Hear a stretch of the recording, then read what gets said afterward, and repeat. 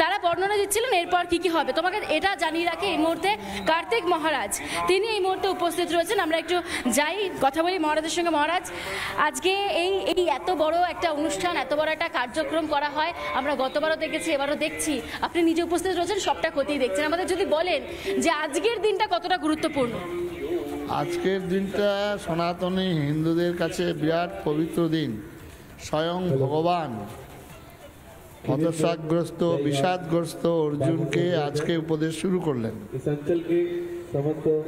এই অগ্রহায়ণ মাসের শুক্লা একাদশী, এই দিন থেকে 18 দিন যাবৎ ওই কুরুক্ষেত্রের মাঠে শুরু হলো। সেই জন্য আজকের দিনটা আমরা হিন্দুরা যেমন একাদশী পালন করব, সেই সঙ্গে সঙ্গে ভগবানের স্মৃতিকে সারাক্ষণ মনে রাখা, সেই ছবিটাকে চোখের সামনে ভাসিয়ে রাখা, যে আজকে হতাশাগ্রস্ত ক্লিপ বিষাদগ্রস্ত অর্জুনকে যে উপদেশ দিয়েছিলেন, সেই উপদেশটাকে আজকে স্মরণ করা। বহু উপদেশ আছে ওর মধ্যে, তার মধ্যে যেটা বর্তমান ভারতবর্ষ, বর্তমান আমাদের যা পরিস্থিতি, এই পরিস্থিতির পরিপ্রেক্ষিতে ক্লৈবং মাসমহ গমহ পার্থ নৈতত্ত্বয় পদ্ধতে ক্ষুদ্রং হৃদয়ং দুর্বলং ত্যক্ত উত্তিষ্ঠ পরং তপঃ অতো বা প্রাপ্স্যসি স্বর্গং জিত্বা বা ভক্ষসি মহিম অতো চেত্তাইমাং ধর্মং সংগ্রামং ন করিষ্যসি তত সধর্মং হিত্তিঞ্চুয়া পাপম অবাপসি।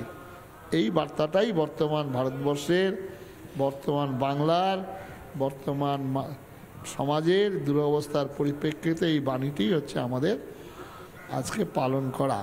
এই বাংলার বুকে আজকে আপনারা লক্ষ্য কণ্ঠে গীতা পাঠ করছেন, হিন্দু সনাতনীরা আসছেন, বিদেশ থেকেও আসছেন, আপনারা বহু গণ্যমান্য ব্যক্তিদেরকে আমন্ত্রণ জানিয়েছেন। মুখ্যমন্ত্রী?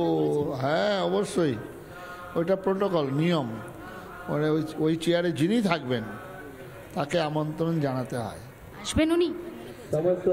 এখনো পর্যন্ত আমাদের কাছে সেই বার্তা আসেনি, তবে নিঃসন্দেহে একটা আশা করি তিনি একটা শুভেচ্ছা বার্তা পাঠাবেন। শুভেচ্ছা বার্তা, তিনি তো আমাদের অভিভাবক, বাংলার তিনি অভিভাবক, সবার জাতি ধর্ম বর্ণ নির্বিশেষে তিনি অভিভাবক। তিনি সব জায়গায় উনি বলেন হিন্দু সনাতনী, আমি ব্রাহ্মণ ঘরের কন্যা, তা সত্ত্বেও গতবার তারা অনুপস্থিত থাকলেন। সেটা তার ব্যাপার, তার ব্যক্তিগত ব্যাপার। প্রচুর কাজে ব্যস্ত থাকেন উনি, প্রশাসনিক কাজে উনি শুভেচ্ছা বার্তা দিয়ে পাঠাতে পারেন। আমরা আশা করব তিনি দেবেন। রাজ্যের আর কাকে কাকে আমন্ত্রণ করা হয়েছে?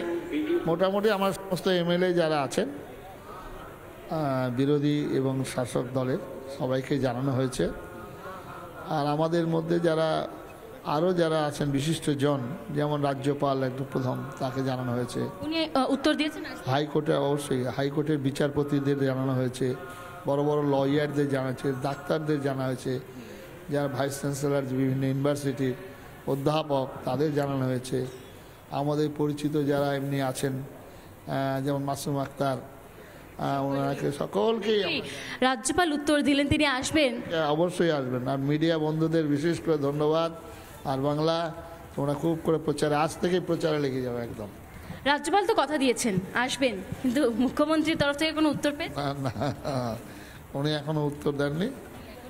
তবে আমরা বলি যে মৌন সম্মতি লক্ষণম, মৌন থাকলে সম্মতির লক্ষণ হয়। আশা করছেন 5 লক্ষ কণ্ঠে গীতাপাঠের আয়োজন এবং গীতাপাঠ উপলক্ষে আজ ধ্বজ প্রবর্তন, এবং উদ্যোক্তারা তারাই মনে করছেন যে সমাজে বিভাজন ও উত্তেজনার আবহে গীতার সর্বত্তা মানুষের মনের মধ্যে শান্তি স্থিরতার মূল্যবোধ জাগাতে পারে, তার জন্যই এই অনুষ্ঠানের আয়োজন। নানা ধরনের কন্টেন্ট দেখার জন্য লাইক করুন, শেয়ার করুন আমাদের ফেসবুক পেজ, সাবস্ক্রাইব করুন আমাদের ইউটিউব চ্যানেল। পাশাপাশি অন্যান্য ব্রেকিং নিউজের জন্য অবশ্যই চোখ রাখুন রিপাবলিক বাংলায়।